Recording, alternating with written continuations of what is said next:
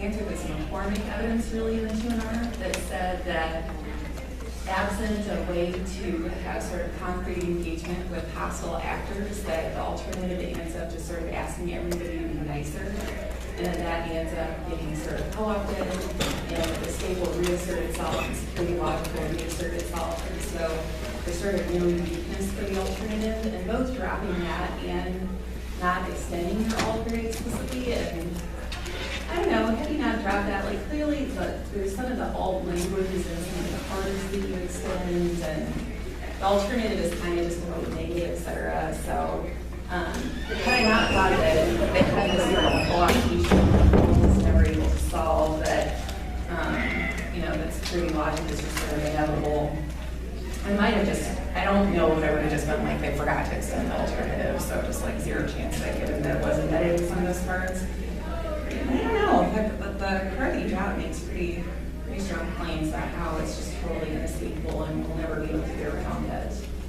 And so I was sort of slogging through the decision for quite a while because I thought that you all did not do a very good job of sort of saying like fear good, security good, deterrence good, viewing the world in terms of like threats is good.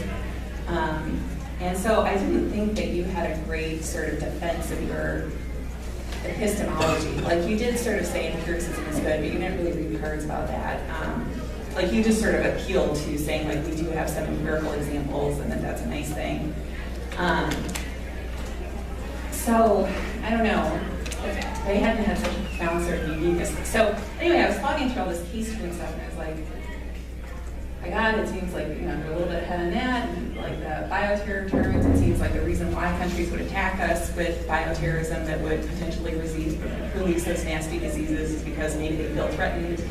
And I thought their explanation on China, that it's hard to determine whether or not Chinese officials are saying what they say because they are truly a threat or because they're reacting because they feel threatened, and all that. And since you didn't have like a fear sort of security logic good, that it helps, that it's accurate and real and helps us protect ourselves.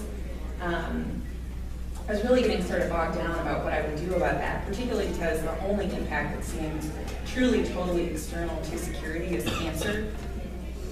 And I don't know what the impact is to that. Like, the economy, and you could have been clearer about this, but I think kind of the economy debate, and had I not decided in this meeting discussion, I would have had to decide like whether or not I thought that was really separate or not. They're clearly treating the economy debate as external to the whole security debate. And they're trying to say that sort of the US lashing out is maybe a little bit different than the sort of enemy creation stuff that you're talking about. I think it would have been very easy for you to say that the reason why we lash out is because we have this park construction that you've been talking about, that I thought you were very good at explaining. So it would have been nice if you had sort of more explicitly like addressed that, but still it was like sort of clearly all sort of the same ball of wax aside from cancer. But anyway, terminal uniqueness problem means that it's best if you at least try and address problems. It's a kind of simplistic decision to what I thought was a pretty good debate. Also, I kind of liked your approach to framework of saying that it should be like an evidence question as opposed to just like a random theory question thing. Like I thought that made some sense, but at the same time, I thought your cards were clearly about how like once we have securitized logic that it sort of infects all of our military decisions, which I don't know if that would really implicate the economy and cancer impact again. So I sort of felt like the evidence you read that they still might have been able to claim those as separate impacts because you didn't. I didn't feel like it would have been nice if you had been like, they say royal is separate, but it's not because of this. They say their disease impact is separate, but the only thing that's not about bioterror is cancer. Like some of that would have been great if it had been sort of more on point from you, and would have been great if you had been. Well, you were pretty good about trying to say that it was totally separate. But I think you all would have been. I mean, I like the general idea of saying, sort of these things should be determined by evidence, but there is also like kind of a basic fairness question of like, if the app has one problem, does that mean that I vote negative? And I liked that you were sort of saying cost-benefit analysis makes sense, and I agree, and educational policy making like all that probably makes sense, but I would also make a fairness argument. And And as particularly if you can explain, if you can say there are some things about that are external to the framework cards that they're reading about security, and just ignoring all of those when they've only turned one part of the app is unfair. So cost-benefit analysis makes sense. And I was a little confused when you were like, insofar as we interact with the impacts, we turn them. Like you said, I didn't get what that phrase meant exactly. What did you mean by that phrase? I understood the rest of what you were saying in framework. I was just saying, if they were the framework representatives, it only matters as far as it affects the policy. Yeah, what does that mean? Just it shouldn't be the prior question. Oh, okay, so it only matters if there's actually a case turn? Yeah, or if there's like a negative impact to us using parameters. Oh, I think they would agree with that. I don't think there was like a dirty word kind of thing. Okay, so anyway, I thought that was sort of obvious. Maybe that's why I didn't understand, because I was like, I don't know what he's getting at with that. So anyway, I thought that was fine. And that might be important in a debate where somebody is like literally like this word is bad. That's a very I was trying to use it to answer that if we prove one representation is false or something, and then that representation has to outweigh the rest of the debate. Okay, so it was just your cost-benefit analysis. Yeah, there's just a just the phrasing was bizarre to me, but anyway. Do you have questions about the decision part? Yes. Since I sort of quickly transitioned into little pieces of advice, I thought it was very motivated. I thought you two sounded awesome. You were kind of persuasive on T.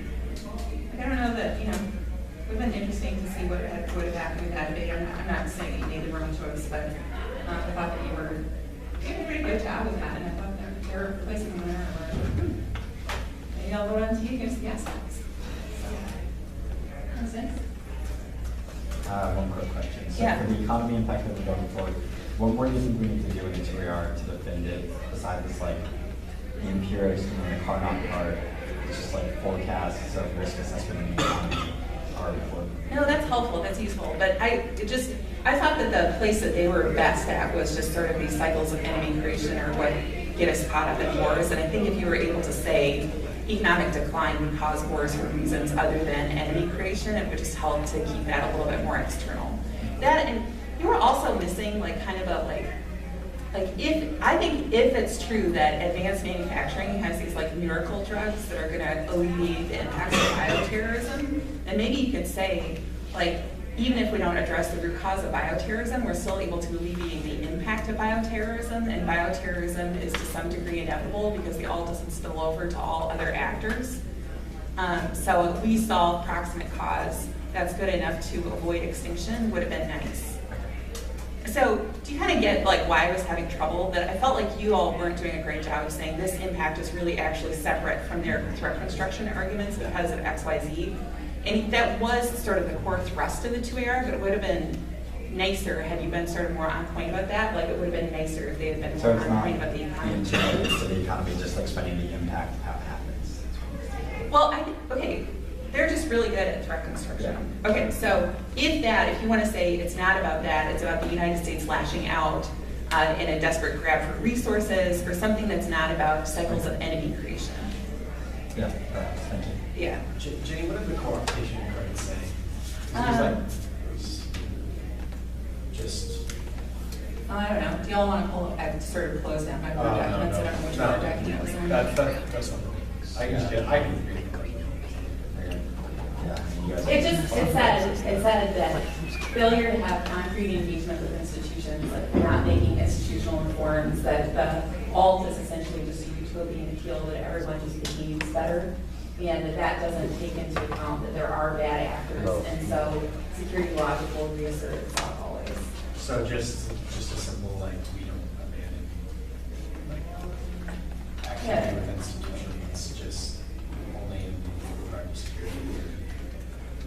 Well, I don't know, just something saying it's not utopian and we can change, and any of that kind of stuff. Like I would have had to continue to think.